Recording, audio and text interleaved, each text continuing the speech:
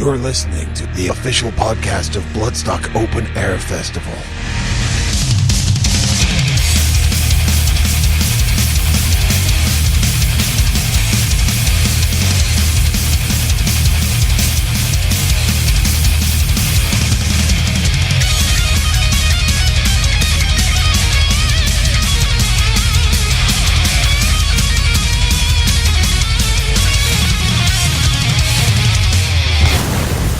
Bloodstock Radio.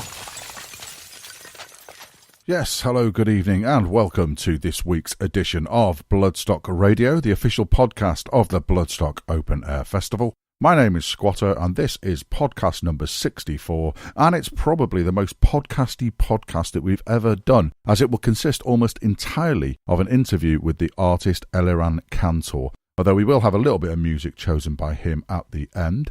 But before we get into that, I just want to give a quick shout out to everyone involved in the World Metal Congress event that is taking place tomorrow and Saturday at Rich Mix down in London.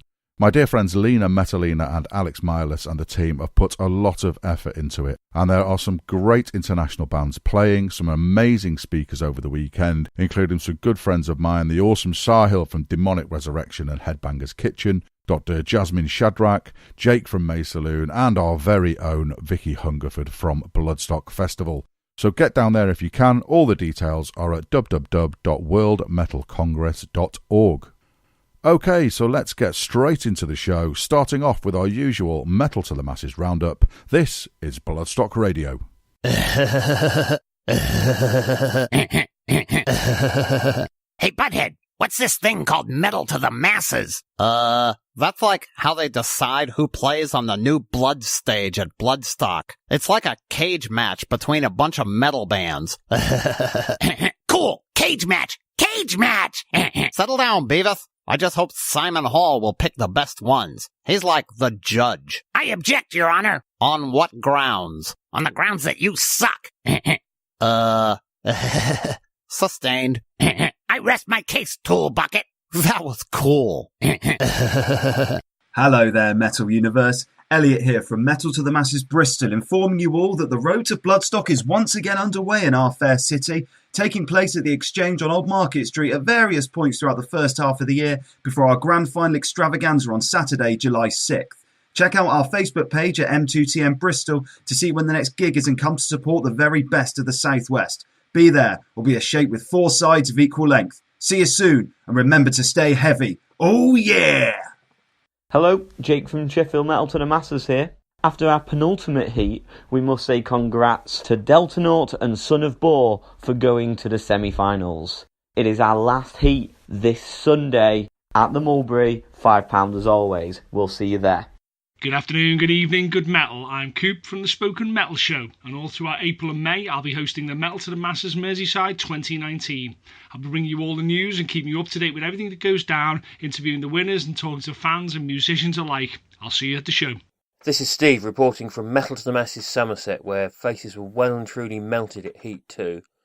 It was a night of brilliant, ferocious and heavy performances, but as always it's a competition, and so congratulations go to Pisidian and Chiasmodon, and commiserations to Through the Depths and the Brave Ones. Heats take place now on the 25th of March and the 8th to 15th of April. Check out the Metal to the Masses Somerset page and find out details of the competing bands. They'll all be at the Cobblestones in Bridgewater at 7 o'clock. Hi, this is Greg from Metal in the Cabin for Metal to the Masses commentary. Sunday the 17th saw Heat 4 when the immaculately professional This Burning Age and Heavy as Hell Chaplin won places through to the semi-finals. Now the next Heat, Heat 5, is on Sunday the 31st of March at the Arches when Genova, Kingbreakers, Desolation and Yellow King battle it out for a place at Bloodstock Open Air Festival. Now, if you can't wait for that, you can check out the highlights videos from Heat 1 and 2. Just have a look for the Metal in the Cabin Facebook page. In the meantime, my friends, stay metal. The big interview. Okay, so next up on Bloodstock Radio, we're having a chat to someone a little bit different, someone involved in the music industry, but someone I don't think we've ever talked to one before, but we've got an artist, Eliran Kantor. How are you, sir? I'm fine. How are you? I'm very well, my friend. Yeah, it's been a while. We've been promising to do this for quite a while, ever since I spoke to you at Bloodstock 2017. So it's great to finally have a chat with you. As you said, it's really different to have like a visual artist and a podcast. But yeah, probably my artwork is perfect for audio-only broadcasting. No. That's me. I've got a face for radio. That's why I'm better off on the the radio. So, so let's rewind back to that. So, Bloodstock 2017. All right. But basically, the way that you and I first met, and it was a little bit of an odd way, really. So Bloodstock, for those people that don't know about it, have a gallery. So the Rock and Metal Gallery, the Ram Gallery, which is run by Paul Gregory, who is the founder of Bloodstock, and who now takes a bit of a backseat in organising the festival, but still does the gallery there. So he invites artists and photographers, and he has his own artwork in there as well, because he's also an artist as well. And you were invited to come over as part of that, weren't you? Yeah, I had 5 pieces on display, and I was there for the whole weekend, I think, and it was fun. It was basically the gallery they have over there. I was blown away by the setup they have, because you won't expect such a setup in a festival setting. And it was very professional, very high quality, right down to the small details, the lights, the way the walls were set up. Everything was perfect. And I think people who got into it just were so surprised to see this kind of a thing in the middle of a heavy metal festival. Yeah, exactly. Because, I mean, most people, obviously, they're going for the music. They're not really expecting to see that in the middle of a muddy field when they've been sat in a tent for 2 or 3 days. But I think it's another thing that makes Bloodstock unique, and it shows that sort of history. Because obviously, as I say, Paul was an artist. He's done album covers for the likes of Saxon and Blind Guardian, but he's also done Bloodstock artwork every year. So we basically have, going along one wall, you've almost got like the history of Bloodstock with they have the different ram head every year, the different Bloodstock logo. You can see how that's evolved over the years.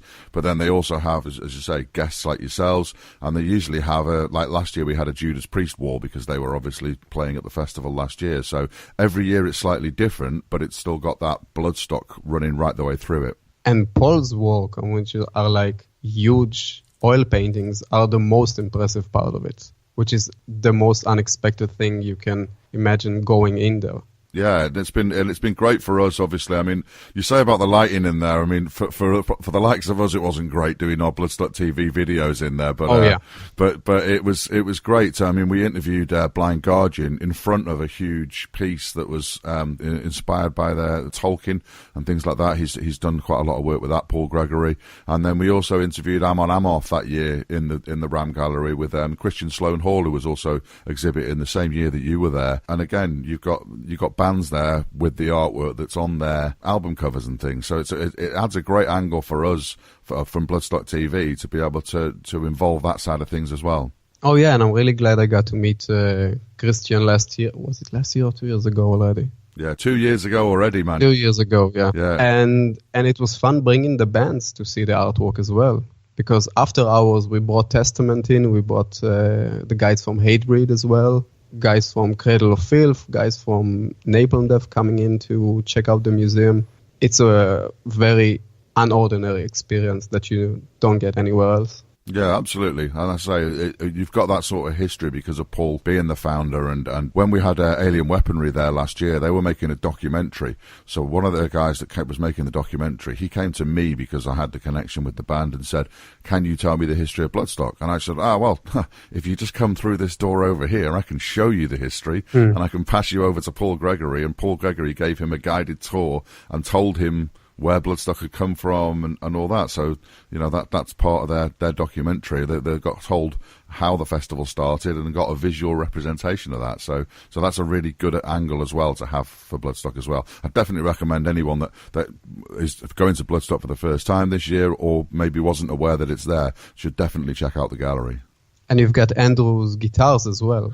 Yeah, absolutely. Yeah, the Cynosure, the guitars that are in there, the Motorhead guitars. We had Judas Priest guitars, and Paul Gregory tends to commission a guitar each year. I think he commissioned a Judas Priest guitar for him this year. But there are Saxon guitars, and they are incredible. That's Cynosure. That's Cynosure.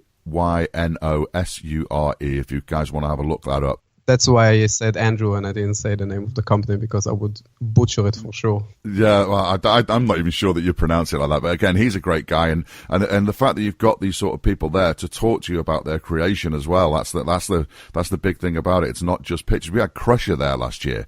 I don't know if you know Crusher, but he's like a he did one Black Sabbath album cover. I think. Exactly. Dead Again.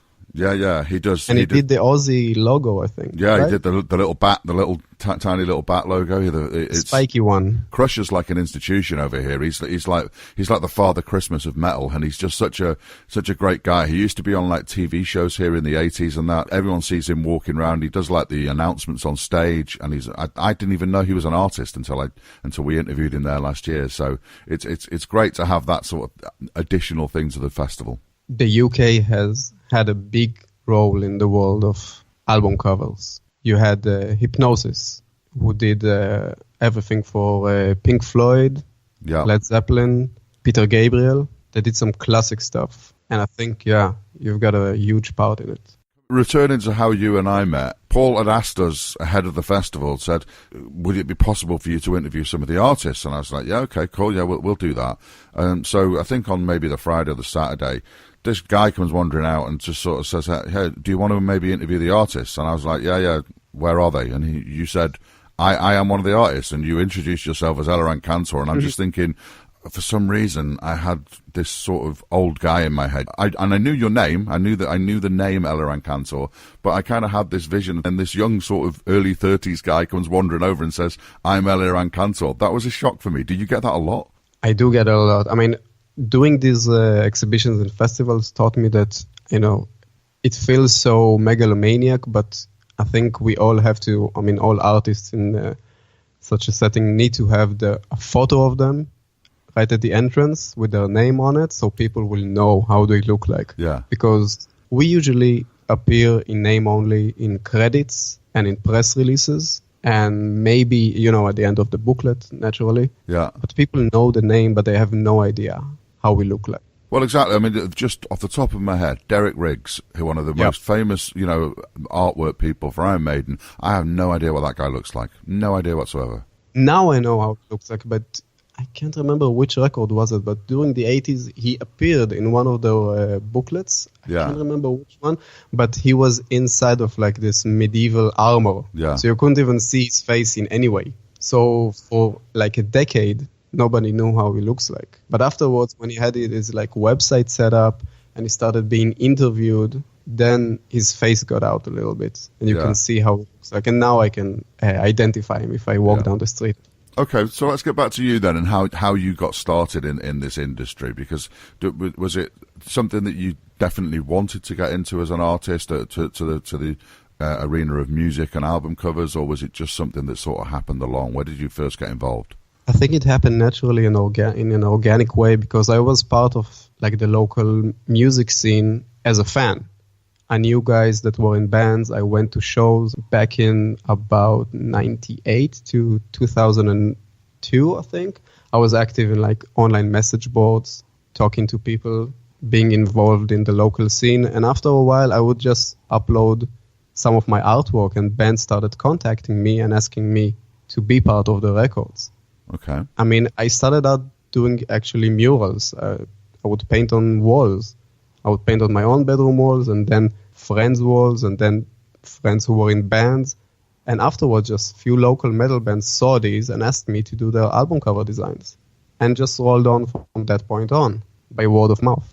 Oh, that's brilliant. So did you always want to be an artist when you were growing up? Were you always, was that always just a focus that you wanted to be? Or was there maybe another profession you could have got into? Or was it always just art? When I was like 15 or something, I thought that I would get into audio engineering. I thought I would be like a producer or something. I started recording some of my friends' bands, just demos stuff, but it wasn't for me. Yeah. But as far as going into art, I never thought about having a plan for the future about what will be my career, what will I do over the next 10 years, what will I do later on. I mean, I just got into drawing as a kid. My father used to like paint and draw, and his work was an introduction to art for me as a toddler. He painted my bedroom walls with like Disney characters, and he painted his own walls with characters from Pink Floyd's The Wall. And afterwards, I just got in. I mean, I started out as a kid drawing on the walls. And afterwards, I started getting into pen and pencil and some occasional experiments with chalk and acrylics. I did like mostly cartoons. And I never questioned it. I mean, I've been making pictures ever since I was a kid. And there was never a day that I woke up and I didn't make pictures. It wasn't something that I actually think about. It's just something I do. Yeah. So was music always a part of it as well? Was it a musical household that you grew up in as well? If your dad was into Pink Floyd and stuff like that, then then obviously you had the music. So it was always linked with the music as well, yeah? I think the first visual art that I was drawn to as a kid was the movie version of The Wall. Yeah. Because I've got a very vivid memory of it as a kid, just watching the scene where the kids go into like this meat grinder, and the face turn into like this very grotesque mask, and then they fall into the meat grinder and they come out afterward with the other side as meat. And this is my first exposure basically to horror when you think about it. Yeah. And this was my first exposure to the combination of visuals and music. And that had a huge impact on me to this day, for sure. So you say that it then evolved into like local sort of up and coming metal bands wanting you to do their artwork, yeah? Yeah. Yeah. So how did that feel then? And what would be the earliest sort of examples of maybe any bands that we've heard of that might have, the first time a big band got involved in you? Actually, the first band I did artwork for, I don't think you've ever heard of them. Their name was Armilos, but two of them ended up playing for Orphanland. These days, two of them. The drummer, Matan, and the guitar player both play in Orphanland. And back then, they were kids. We had them at Bloodstock last year, and what an amazing band they are with an amazing message. Kobe is just the coolest guy in the world, and I absolutely love their stuff. I wasn't aware of them before they were announced for Bloodstock. They're great live as well. Oh yeah, they were brilliant. I went and watched them, but he is properly just like a preacher. And the interview with them last year was one of the favourites that we did for Bloodstock TV. He's just a really great guy with a really great message. And I believe that they played Bloodstock a few years before that. I wasn't aware of them, but it wasn't until last year when we had them. But yeah, they're absolutely fantastic. Yeah, I'm good friends with the guys. Matan, I know, as I said, I worked with his band when he was maybe 15, 16, and I knew him since. And he just joined Orphanland, I think, like a decade ago. And it was great to see this guy that I remember speaking with him as a teen about Orphanland. He was a fan. I think the guitar player too was a fan. And it's so cool that now they are in the band for so long. Probably the longest standing drummer they had. Yeah, that's always great when that happens, isn't it? I mean, I know of a few things like that. There was a friend of mine, Paul, that was in a band, ended up joining a band called Rain of Fury that he was a fan of. And then I know Pete D, who's now in Acid Rain. He was a fan of Acid Rain back in the day. And it's just one of those things. Jay joined Zentrix. It's amazing when you're actually sort of, I get a chance to be in the band that I absolutely love. Yeah, and that's what makes my job so fun. Because I'm not a musician. I don't have this type of a talent, but I get to be part of these records that have meant so much to me. I mean, growing up, records were a big part of my childhood. I mean, with the time, you get to be more picky. You get more and more offers to take part in many projects, and you have to choose which one you want. Yeah. And luckily, these days, I can say that I love listening to all the records I make, because I get to choose who I work with. Yeah. And this is an amazing line of work to do. And you find yourself like 2 years later just listening to these records just for your own enjoyment.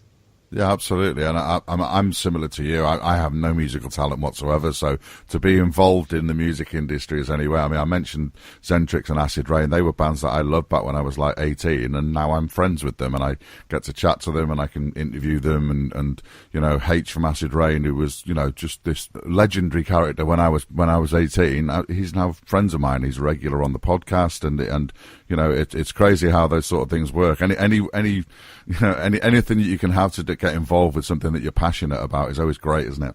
Yeah, and I mean, as far as personal relationships are concerned, that's more rare in my case, because most of my interaction with these bands, everything happens on email. Yeah. But when we get together, I live in Berlin, so when these bands play Berlin, I go out and we have dinner, we have some drinks or whatever. But that happens maybe once a year or maybe. Yeah, so tell me a bit more about the way that it actually works, the interactions. If you take on a commission and you take on a band, is it they send you some music from the album and you work based on that, or do they just give you a concept, or is it different for every band, and which sort of way do you prefer to do it? It's completely different. Sometimes I get to listen to the entire record. Sometimes I get so early that I listen to demos done on MIDI programs, Yeah. And sometimes you don't get to hear the record at all because sometimes, I don't know, it just happens. People get in touch too late. They say they will send it, and then it's a couple of weeks have passed and you need to just start working on it. But as far as the concepts are concerned, I can't sit around waiting and not hearing from the band about at least the general direction in which they want to take this record. So the initial conversations we have are about the lyrics, are about the album title, how did they get to this album title, and more about even their personal feelings getting them into the record, the type of atmosphere that was around the room when they wrote it, when they came up with, not even the lyrics, came up with the music itself, which is why I like listening to the music, because I was never a big lyrics guy. I always got the vibe and the feeling of a record more from the music than the lyrics. So this is why it's even more important to me to get the music and not the lyrics. Yeah. But it varies. Sometimes people are very hands-on and they have a complete concept ready in advance, which is fine if it's good. But if a band comes to me and they say, we know what we want to have on our album cover, and they give me all the details, and I say, okay, I've seen this on 20 album covers already. Yeah. Let's do something else. But if most of my album covers are done when the band presents me just a general theme, and I get to come up with my own stuff. Because I've got a very strong visual memory, and I remember all of these records that I've seen in the past that have all of these tired and done concepts. So I filter my own biggest critic. I filter every idea that pops into my head that I know I've seen before. Yeah. So that way I can come up with something original that, would benefit everybody. It would benefit me working on something that I'm excited about, and it will benefit the record having something original that will represent it.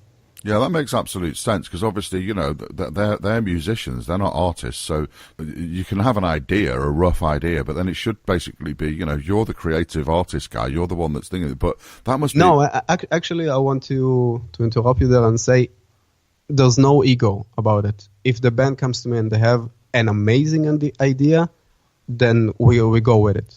It's not about who comes up with the idea. I have to have my voice heard or whatever. I mean, I look at it as a collaboration. Okay. If they come up with a concept and my job is to come up with a composition to represent the concept, then I'm totally fine with it, because I know this is a collaboration. Yeah. They can interfere in later stages as well and contribute ideas. If it's for the record, if it's for the good of the record, it doesn't matter who came up with it. Even the management can sometimes bring up an idea which will be better for the album, even the label. It doesn't really matter. And it's not like, okay, you guys are not artists, you don't know how to think visually. I don't know, good ideas are good ideas. It doesn't matter where they come from. Okay, fair enough. I'm going to get so many emails afterwards saying, okay, let's change this one to purple. Let's put this thing to the side. Let's make the logo bigger. For me, I work with guys like Andy Pilkinson from Very Metal Art, and just some of the concepts they come up with, and that you're just sort of thinking, why would you? I'm talking about at least harnessing that creativity, not necessarily saying, because obviously, as you say, it needs to be interesting for you as well. If you've just got a paint by numbers sort of thing, where you just sort of very restrictive and exact, sort of, this is exactly what we want, but it's more that sort of that creative concept, and as you say, collaboration is definitely the way to go. Yeah, and a good example of it would be Eric from Testament, because, I mean, our taste in visual art is completely different. We don't agree on, it's not about agreeing, it's about our world of references. He always calls me and say, I've got this idea, have you seen this, Japanese anime? And I'm like, no. Okay, have you seen this scene in the animated version of Lord of the Rings? And I'm like, no. And when I come up with a reference, he hasn't seen it as well. Yeah. So it's like our worlds are completely different, but when we agree on something, that usually means that there's something special about it because we come from very different backgrounds to these projects. And he's got an actual visual talent. I mean, I think which record was it?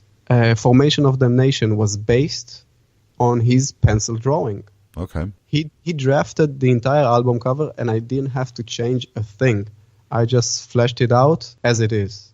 I think my main contribution to it was, I mean, as far as the concept and the composition is concerned, was bringing back the old logo, and they were going back and forth between a couple of titles, and I said that Formation of Damnation was a better title than the other one. I think it was The Evil Has Landed, and those were my biggest contributions as far as concepts are concerned. But he just did the whole thing in pencil, and I just built on top of it. And Dark Roots of Earth as well. I came up with the basic composition, having the big head of the forest god coming in from the ground, and have small guys down in the front making some sort of a ritual. And then Eric kept adding stuff to it that actually made it better. The lighting in the sky, some of the types of horns that we put on the forest god, even down to the color of the logo. He contributed so much that it ended up being a collaboration, like a 50-50 collaboration. Yeah. Well, that's one of my favourite album covers, and it was great. When we did the interview with you, that was the piece that we interviewed you in front of, Dark Roots of the Earth, and it's one of my favourite albums, and the story behind that, the timelines that you were telling us about that was very interesting as well, because I think that was one that was before any of the music, wasn't it? Yeah, that's the one that was prepared so early in advance that I think they had a couple of riffs written and maybe a few paragraphs when it comes to lyrics. But it was done so early in advance that they ended up putting it up on the rehearsal room wall and thinking, all right, let's write this music with this thing in mind. How will this record that looks like this sound like? That's an amazing thing from your point of view. From a heavy metal fan as you are, that's got to be, you're listening to that album and you're just sort of thinking, wow, my artwork helped to inspire all of this. Yeah, and it happened a few times and in some other projects as well. And when I worked on a record for a band called Psy from Japan, I ended up painting a raven for the back cover, and then they put like samples of Raven as the intro for the album. And I brought in David Tibet from Current 93 to write a poem for the record. I worked on a record for a band called Communic, and when I introduced them to my original sketch, I wrote down in email the explanation about how did I get to this concept and this direction. And they ended up taking the words that I wrote in this email and made them into lyrics. Wow. So it was amazing, listening to the final product and listening to words sung that I wrote in an email. And now they are sung. Now they have melody to them. That's amazing. The involvement in that for you as an artist and as a metal fan, that must be crazy. As you say, that's not just the same as having your name on the artwork and your name on the album cover. You're actually part of the whole creation of it. Yeah, those experiences are very dear to me because I'm more of a music fan than a visual art fan. I can hold up a conversation about Salvador Dali for 10 minutes before I switch the conversation to, and he was good friends with Alice Cooper, and then I would blab on about Alice Cooper for 2 hours. Exactly, and that's the way, the music is the key link with, that's why you and I are sitting here talking now, because everyone's into their music, and that's we all fit into it in our own little way. Yeah, for sure. Ever since I was a kid, music was something I really cared about. I read and was obsessed about musicians' biographies and documentaries. But I was never got so much into it as far as the visual arts are concerned. I know a lot of visual art in a very superficial way. I can tell you a lot about classical art, when it comes to history, when it comes to stories behind, when it comes to technique. I can identify the artist when I see, in a blink of an eye, just a crop of a knee from some famous painting, and I can identify who the artist was, but I don't know the entire story behind it. And it's completely different when it comes to music. I was so obsessed with it ever since I was a kid. So coming from drawing artwork for, local bands and up-and-coming bands to Testament and Hatebreed, some of the biggest bands on the planet. You've worked with guys that I know over here, Shrapnel, that I'm really good friends with, and Evil, who I've met recently as well. But there's also the likes of Sublime Eyes, Arvid over in Norway, and Crowbar, and Thy Art Is Murder, who we've got coming up at Bloodstock this year, and that. And how did it come about, and over what sort of period of time, from starting off with the smaller sort of bands to where was the big sort of break that you first got, and how did that come about? I think the first couple of years were mainly me soliciting bands. I would go on websites and look for an email address or who's the manager, and I would just bombard everybody with emails. Just check out my portfolio, which back then contained maybe 5 album covers that I've done for local bands that I knew personally, and that basically was my body of work. And after 2 years of doing that, I contacted Metal Maria Ferrero. I don't know if you know her. She used to manage back then Lamb of God. Okay. And I contacted her about working with Lamb of God. And I give her full credit about pairing me up with Testament, because she managed Testament as well. And afterwards, when I did the Testament album cover, that really brought in the attention of other bands that would hear about my stuff because it was connected to Testament, because it was a big exposure. It was a type of credit that I haven't had period to this point. And, once Jamie Just of Hatebreed saw my work for Testament, he contacted me and we did a Hatebreed album cover. And then he wrote me again to do the Crowbar album cover because he managed Crowbar as well. Mm-hmm. And from that point on, most of the bands just get in touch with me. Yeah. But if I get the word that one of my favorite bands is working on a new record, I would just go ahead and email them. Or if we have friends in common, if I know their manager or something. Because I got to work with tons of people in the industry, so at this point I know that I can call somebody who's in the organization. And this is how it came to be. Yeah, that's fantastic to be able to get to that stage, because I've got a vague memory when I was sort of getting into metal, which was sort of late 80s, early 90s.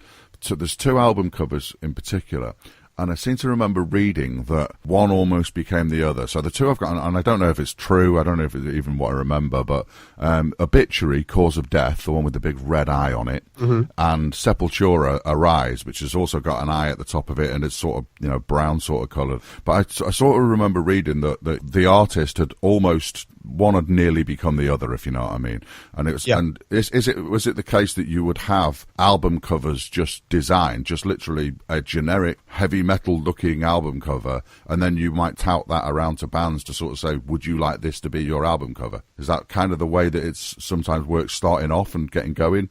The artist you've mentioned, his name is Michael Whelan, and what he did was he did 3 album covers for Sepultura and a few for Obituary as well. I can't remember which ones other than Cause of Death.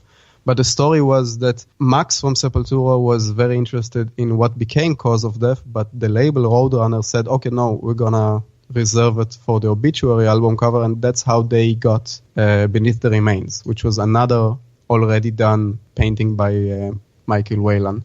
And then afterwards he did Arise as well.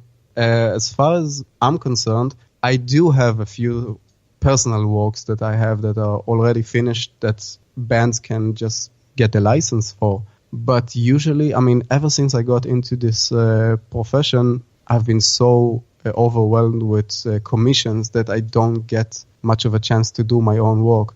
And I think even in Michael Whelan's case, a lot of these were done as book covers. Oh, okay. And a few of them appeared in fantasy books before. Cause of Death, I know for sure, appeared in a fantasy book prior to Obituary getting the license for it. So I'm not so sure that he painted it just for himself, put it up for sale in his catalog, although that was something that people would do.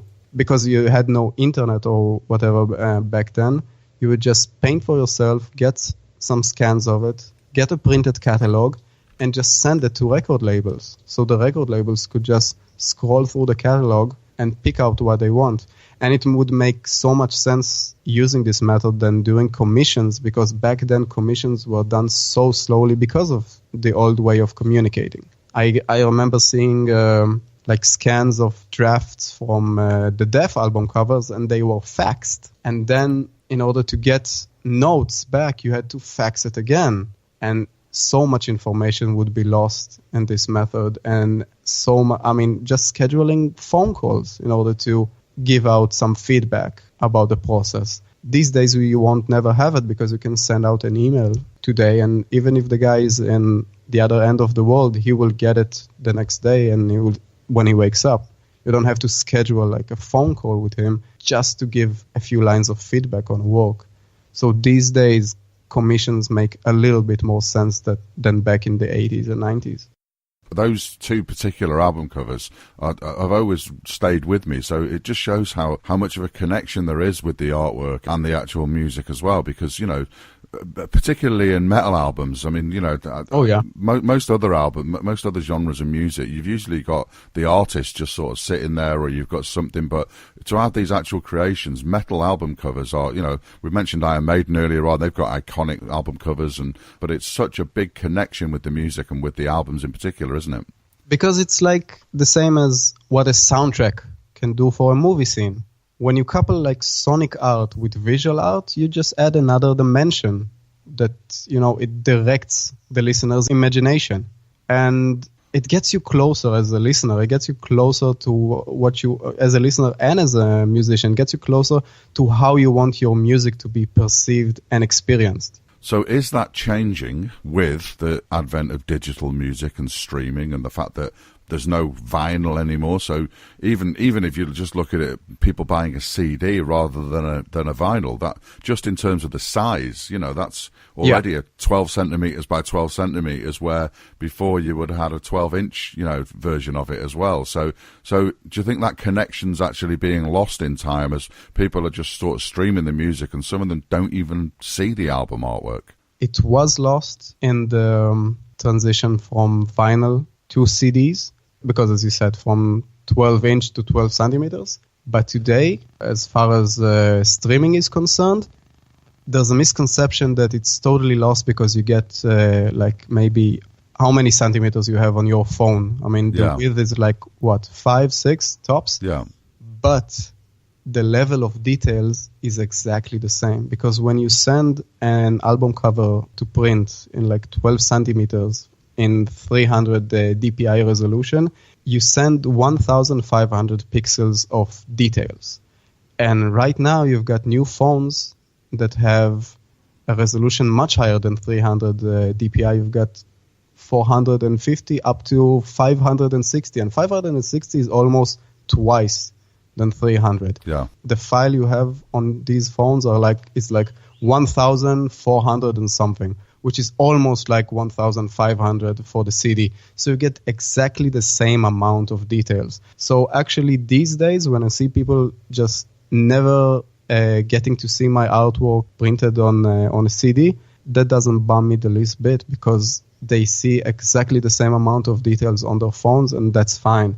Some other stuff happened as well, because you had the advent of digital printing these days that wasn't available during the 80s. Yeah. And most of the bands I work with get to print out this album cover as a stage backdrop. And, you know, during the 80s, Iron Maiden painted these backdrops. I mean, actually painted them with airbrush. Yeah. Because there was no digital printing back then.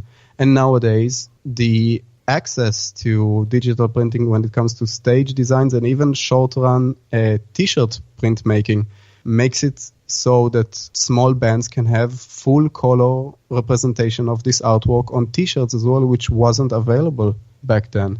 And small bands are doing vinyl as well. I remember when I just started doing these album covers 10 years ago, nothing went to vinyl. We did CDs. We did only CDs. And over the last seven years or so, I think, every album cover I did appeared on a vinyl LP as well. Yeah. So these days, No, these days it's an art that people think is lost because their phone is tinier than a CD, but it's not in any way. Plus, the amount of people that get to see this artwork is huge compared to the old days, because you've got all of these new markets. I hate talking in these terms, but markets, crowds of people that would never even see it back in the 80s, because getting like a distribution deal in the Far East or in the USSR, these were different times. And right now, with you can upload your album cover onto social media and millions of people can see it. If it's good enough, if your band is interesting enough, you can get in front of so many people compared to back then. So I'd say that it's actually better. Yeah, album artwork for me is always quite a big part of it, and it's always been a really big connection with the music as well. So I'm really glad that is still going. And as I say, I've got friends that are doing album covers and doing artwork and stuff like that now as well, and it's always very interesting to me as well. So I'm glad that connection's still there. And I see how people are obsessed over it, because these days you've got documentaries and like YouTube videos about the stories behind album covers and interviews with the artists, and you've got so many books about album covers these days that you didn't have back in the 80s. I mean, people are really, part of it is nostalgia, naturally, but a lot of it is like new audience that is still very much obsessed with the music they like. I can see stuff that I did 3 years ago. People tattoo it all over their bodies. Yeah. And this is something that you would think would go away with the amount of interest that you think is non-existent in the way people look at artwork today. But no, people do care about it. Even if they don't think about it that much, it's part of the record. It's part of when you say the name of the record, before the music starts playing in their head, they see this image. Yeah, absolutely. And as far as like even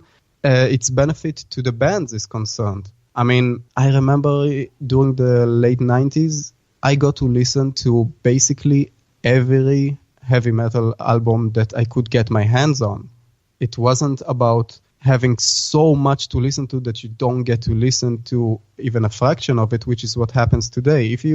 Even if you're set out to listen to only the first couple of songs from every metal album out there, you will never get to it because there's like so much. So bands need anything that will get them noticed. Yeah. And because today's platforms are based on stuff that's on demand, which is music and movies, but some stuff is not on demand. Some stuff is involuntary. You just go to your Facebook or Instagram or whatever, and without choosing to do so, you're exposed to images. Your friends on Facebook just post this video and you see the thumbnail, or they post this album cover and you see it.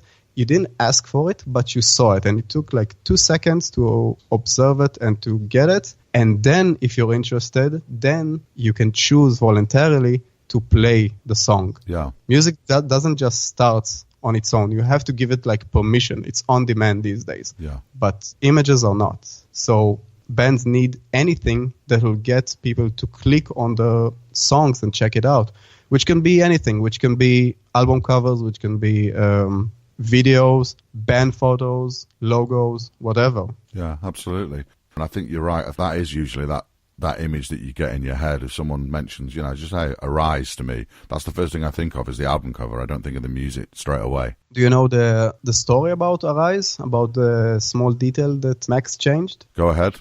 In the middle of Arise, you've got this brain, right? Yeah. The original album cover, the original artwork, had an egg. And Max just got on the phone with Michael and he said, we got to change this egg. Eggs are not metal. And Michael was like, oh, all right, how about a brain? And then that was the compromise they came up with. Oh, that's cool. That's a really good one. The thing is, the egg is still buried underneath it because it's not a digital painting. It's not. It's not like he made another painting with the brain he painted on top of the egg. Yeah. So there's no copy of the egg floating around anywhere. It's just buried underneath the layer of paint. So that's an amazing thing to think of as well, because again, in this digital age now, we're sort of thinking, well, that's gone, it's overwritten. But how do you create yours at the moment? Are yours oil paintings that are then transferred across and things like that, or do you do digital art as well, or how's your art actually created? It changes all the time. It varies extremely. I mean, I work with so many different types of mediums and technique, and usually it involves a few of them in the same project. So it can be anything from pencils and photography and acrylics to digital painting to chalk to I had a couple of album covers done with clay as well. Wow. So I change it for each and every project depending on what we need for the look of it, for how it's presented visually. Yeah. And it keeps it fresh as well. Yeah, well, absolutely. And, speaking of fresh stuff, let's talk about your sort of recent work, because I think the most recent one that I've seen is the stuff that you've done for the Wild Hearts, which looks absolutely fantastic. Thank you. So how's that come about, and what was that a fun project to work on? How much involvement has Ginger and the band had with that? I think the management got in touch with me, and they said, because I worked with their management, Northern Music, on the latest Bloodbath album cover. And they suggested my work to Ginger because he had the title in mind, and he was looking for somebody who will do something in this style of like neo-Renaissance thing. And he had the complete concept ready in advance. He said, I want us to just stand there in a way that will show that we're older, but it's the same band. We've been through a lot, and you can see like the wrinkles on our face, but it will have like a sort of like throwback to the 80s a little bit with the way bands usually were presented on their album cover, the early thrash records with like, which Anthrax album cover was it? That they were just standing there looking cool. Which I think it was the first EP, right? Mm-hmm. Armed and Dangerous. Yep. So it was kind of like this, because that's the reason why they want to have like leather jackets, but have the way that it's presented in a way that has this Renaissance type of oil painting flair to it. And actually, he had all the details in mind already. And what I contributed to the whole thing was directing the photo shoot, because they had a photographer coming to take their photos, and I ended up walking from these photos. Yeah. And I directed the lighting so it will fit what they wanted to have, because if you want to have something that looks like a Renaissance painting, you have to get rid of a lot of stuff a lot of techniques that are too modern, like having two or more light sources, because usually they would paint with the light coming from the window. Yeah. And stuff like that. So this is how I directed the lighting and the way they stand on the photo shoot. And then I had a couple of other ideas, but we ended up just doing it very, very clean. They have this background over there which adds to the atmosphere, and that's about it. Yeah, it looks fantastic. I mean, I'm literally just looking at it now, and it does. It's a really brilliant idea as well. You've got the idea of the Renaissance tour that they're doing with a Renaissance painting. It just sort of fits in well with it, and it is. You've got the mixture of both worlds in there, and it does just great. Now, obviously, we're on radio. I wish I could show it to people, but I'd encourage people to go and look that up. And I'll just mention as well, while I'm looking at it, they've got a tour coming up with Massive Wagons and Tower of London in May. So yeah, go and check that out as well. But yeah, that must have been a different project to work on. But you've got that sort of connection between the past and the present.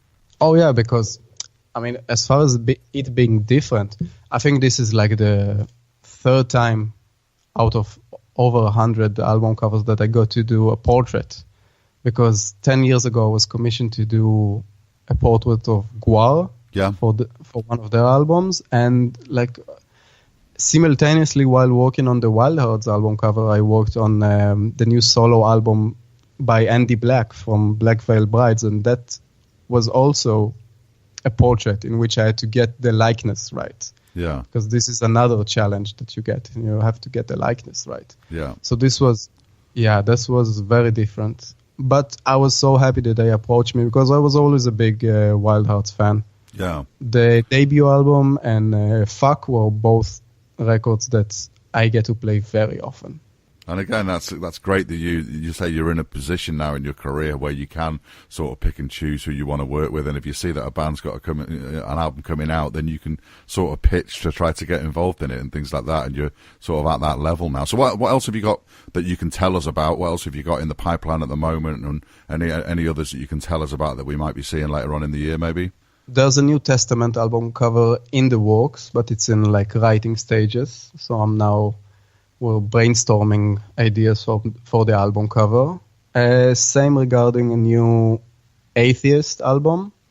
What else? I've been working on this album with Devin Townsend for close to like 2 years at this point, but that's because he thinks so much in advance. He has records coming out in clusters, you know? He would talk to you and say, okay, next album will be like very progressive, and the next album after that will be maybe an acoustic, and the next album after that will be this grand orchestral thing, which is the album that we've been working on. Yeah. And that's a very exciting project because I'm a huge fan of his. When he wrote me, I was so happy that he got in touch, and it's going to be something quite different. Cool. Yeah, because it's like a symphonic record which is about penises, basically. And that's what you have on the album cover as well. Wow, that does sound quite different. Oh, yeah. So much killer stuff in it, because I'm working on like 4 different pieces for it, and each and every one of them I would be happy if this one will be the album cover and not the other 3. But yeah. They all have like huge penises. Saggy balls, too.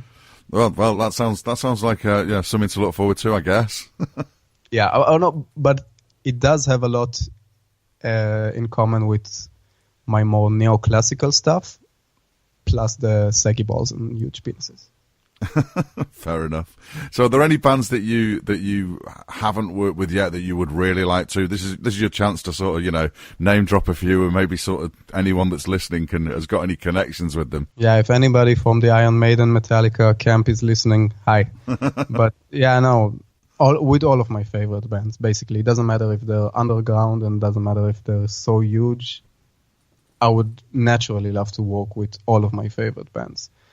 And yeah, as I said, Maiden, Metallica, Merciful Fate, Megadeth, all of those bands were huge for me growing up, and still are. Yeah. So what have you got a particular favorite album cover that you didn't do? Have you any favorites that you've got that I didn't do? Yeah, that you didn't do, that you're a fan of, that you just sort of God, I wish I'd done that album cover. It's so good. No, because I'm friends with a lot of these artists who did the album cover, so I don't want to go out and say I wish I would get this project and not them. Because I'm happy, because I'm happy for them, because they are my friends, and most of them have done fantastic jobs in any way. So I don't want to think about replacing anybody. Okay, fair enough then. That's good. For the next records, the bands better call me and not them. Definitely. No, but it's fun because it is some sort of a community, you know. I know bands which we've been working on, like records from the same bands, and sometimes they alternate between us, and we get to have this like personal relationship with other artists, and there's no like politics involved. It's not like, oh, you poached my bands or something. Yeah. We know that in most cases the bands are just aware of all of us, and they know which artist is right for the job. I mean, a good example of it will be the new Flash God Apocalypse, which came out. The album cover just was publicly revealed a couple of days ago, and it was by Travis Smith, which is a friend of mine, and I did their last album cover, and I was so happy for him because it was a pre-made album cover that he had in advance, a personal work of his that they just saw and said, wow, this looks perfect for our album cover, and they just licensed it, and it was from like a few years ago, so I'm very glad for him that it got used. Yeah, brilliant. Well, I think that's about all I've got for you, mate. That was a really, really good insight into things. Because as I say, I want to try to not just talk to bands and not just talk to people behind the festival. But for me, I don't know any artists. I don't know how things work and that sort of thing. So it's an education for me as well as to how these sort of things work. Because they're such a big part of things. As you say, the iconic album covers are people really, really engage with. So it's really great to get the story behind that. So thanks very much for that. Completely my pleasure, man. Cool. So we usually finish these interviews with some music. So if you can select a band, maybe a band that you've done an album cover for, or a band that you want people to hear about, and we'll finish off with that. I'll go with one of my personal favorites, a song called Made by Ken Nardi. Okay, cool. We'll go with that. Okay, well, that was Ella Cantor. Cheers for talking to us, my friend. My pleasure. And hopefully I'll return to Bloodstock at some point and see you. It's nice to hear your voice again, man.